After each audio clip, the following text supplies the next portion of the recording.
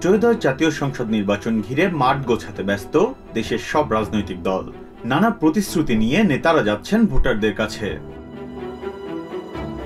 শনিবার রাজধানীর একটি হোটেলে জনতার ইস্তেহার শীর্ষক আলোচনায় জনগণকে দেয়া রাজনৈতিক দলগুলোর প্রতিশ্রুতি কিংবা নির্বাচনী ইস্তেহার কেমন হবে তা নিয়ে বিশদ আলোচনা হয়। বক্তাদের কেউ কেউ অভিযোগ করেন, গণভোট নিয়ে জামায়াতের দাবি জবরদস্তিমূলক। জামায়াত বলছে জবরদস্তি নয়, অভ্যুত্থানের আকাঙ্ক্ষা ধারণ করেই জাতীয় নির্বাচনের আগে গণভোট চান তারা।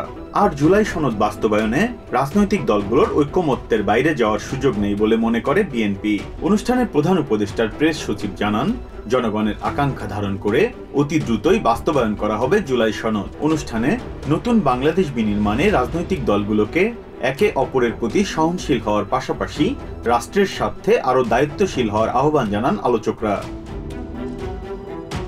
Biprajit Chanda, TVN24 news desk. New York থেকে সম্প্রচারিত TVN24 টেলিভিশন বিশ্বজুড়ে বাঙালির কণ্ঠস্বর।